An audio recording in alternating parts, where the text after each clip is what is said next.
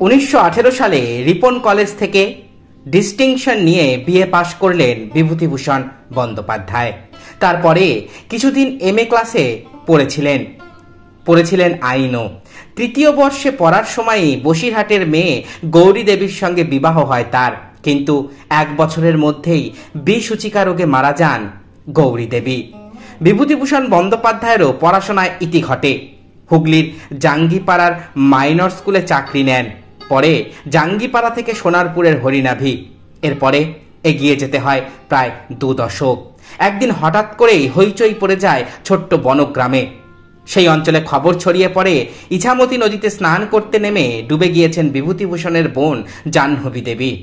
সেই খবরের সূত্রেই প্রখ্যাত লেখকের ঠিকানা এসে পৌঁছায় ফরিদপুর জেলার ছওগাঁও নিবাসী ষোড়শীকান্ত চট্টোপাধ্যায়ের দ্বিতীয় কন্যা রমা দেবীর কাছে। বাবার দেওয়া আকাশী নীল রঙের সোনালী ঢেউ খেলানো শাড়ি পরে বিভূতিভূষণের সঙ্গে দেখা করতে যান রমা দেবী। লেখক তখন বড়ই বিষণ্ণ। অটোগ্রাফ খাতায় সই করে লিখে দিলেন, গতি জীবন, গতির দৈন্যই মৃত্যু। অতঃপর 29 বছর ব্যবধানের 2 মানবীর বন্ধুত্ব এবং চিঠি চালাচালি।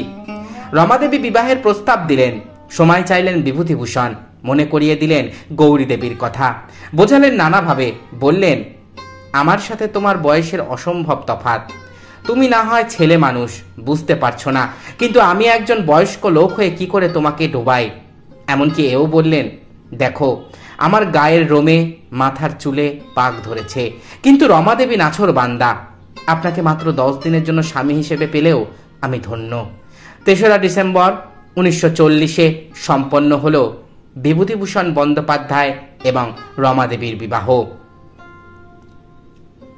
7 বছর পরে জন্ম হল পুত্র তারাদাস বন্দ্যোপাধ্যায়ের। বিভূতিভূষণ বন্দ্যোপাধ্যায় তার ডায়েরিতে লিখেছেন, তার স্ত্রী রমাদেবী, যাকে তিনি কল্যাণী বলে ডাকতেন, তিনি লিখছেন, কল্যাণী ও আমি কত গল্প করি। একদিন ও আমার কাপড়ের সঙ্গে গিট দিয়ে রেখেছিল, পাছে আমি পালাই। বড় ভালো লাগে ওকে। রাত্রে কল্যাণী বড় হাসায়, বলে ঘুমোবেন না। ডায়েরিতে লিখছেন বিভূতিভূষণ, তারিখ 14 জানুয়ারি 1941। বিয়ের 1.5 মাসও পূর্ণ হয়নি তখন। 46 বছরের বিভূতিভূষণ বন্দ্যোপাধ্যায় ততদিনে বুড়ো হয়েই গেছেন ধরে নিয়েছেন। বিয়ে হয়েছিল রমা চট্টোপাধ্যায়ের সঙ্গে, যার ডাকনাম কল্যাণী। 18 বছরের কল্যাণীর সঙ্গে বিভূতিভূষণের বয়সের ফারাক অনেক। অসম বয়সী এই বিবাহ নিয়ে বিভূতিভূষণের সংকোচ ছিল গোড়া থেকেই, কিন্তু কল্যাণী দেবী এসবের পরোয়া করেননি। অটোগ্রাফ নিতে এসে আলাপ, তারপর বন্ধুত্ব, তারপর 1 বছরের মাথায় বিবাহ।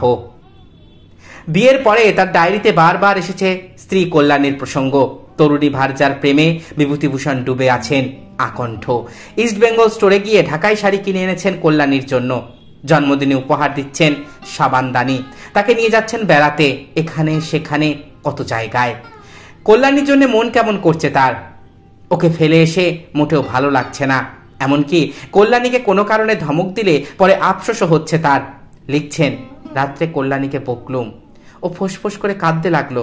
ছেলে মানুষ, বকুনি খেলেই কাঁদে, ভারী মায়া হয় আমার। তখন প্রতি সপ্তাহে বনগাঁয় শ্বশুর বাড়িতে যেতেন বিভূতিভূষণ। একবার সেখানে স্ত্রীকে রেখেই কাজের জন্য ফিরে এলেন কলকাতায়।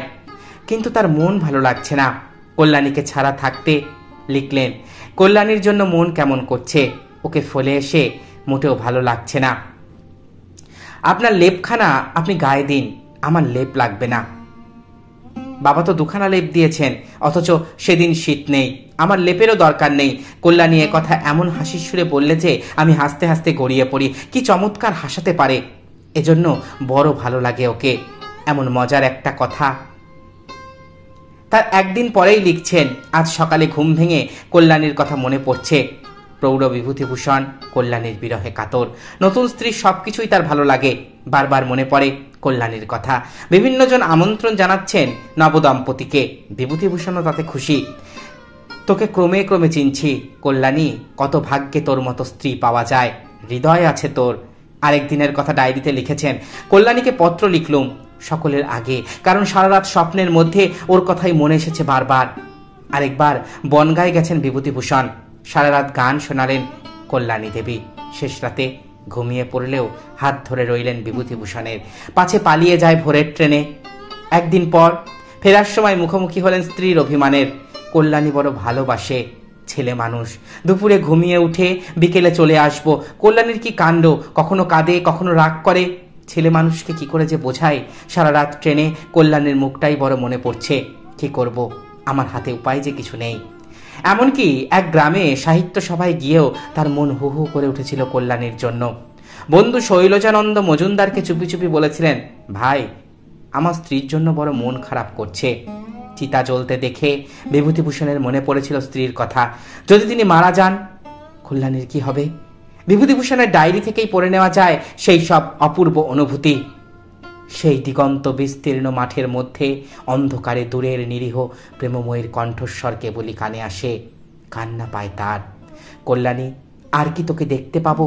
কেন এমন হলো? মেশে এসেই আগে ঘর খুলে দেখেছি দোরের পাশে তার চিঠি পড়ে আছে কিনা। আছে আছে, ভগবান তোমায় অজস্র ধন্যবাদ। সত্যি এমন অদ্ভুত মনের অবস্থা আমার কেন হলো? চিঠিখানা ওর আজ বড় সুন্দর। কতবার পড়লুম। তোকে ক্রমে ক্রমে চিনছি কল্যাণী। কত ভাগ্যে তোর মতো স্ত্রী পাওয়া যায়। হৃদয় আছে তোর। ভগবানকে আবার ধন্যবাদ দিই যে আমি তোকে পেয়েছি। এভাবেই প্রেমে বিরহে ভরে আছে বিভূতিভূষণের ডায়েরির পাতা আর বিভূতিভূষণের দাম্পত্য জীবন। তরুণী স্ত্রীর প্রতি তার এই সমর্পণ ও উতলা ভাব দেখলে অবাক হতে হয়। দীর্ঘ একাকিত্বের পর কল্যাণী তাকে দিয়েছিল শীতল আশ্রয়। আরণ্যকের লেখক সংসারের স্বাদ পেয়েছিলেন কল্যাণীর কাছে এসে। এই দাম্পত্যে যে কোনো প্রেম কাহিনীকে টেক্কা দিয়ে দিয়েছিল। সত্যি ও আমাকে বড় ভালোবাসে, এই বিশ্বাস আঁকড়ে শান্তি পেয়েছিলেন বিভূতিভূষণ। বয়সের ফারাককে ফু দিয়ে উড়িয়ে দিতে পেরেছিলেন তিনি। আর কল্যাণী দেবী মাত্র 28 বছর বয়সে স্বামী হারা হয়েও আজীবন আঁকড়েছিলেন বিভূতিভূষণের স্মৃতি। 3 বছরের শিশুপুত্র তারাদাসকে নিয়ে ফিরে গিয়েছিলেন বাপের বাড়ি। তারও পরে কেটেছে অনেক বছর।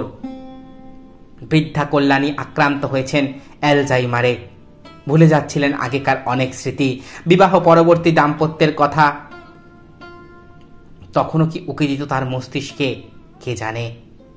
বিভূতিভূষণের প্রিয় সহধর্মিণী কল্যাণী দেবী। এতক্ষণ আপনারা শুনলেন বাংলা সাহিত্যের অন্যতম কথাকার বিভূতিভূষণ বন্দ্যোপাধ্যায়ের দাম্পত্য জীবনের কাহিনী। আশা করি ভিডিওটি আপনাদের ভালো লেগেছে।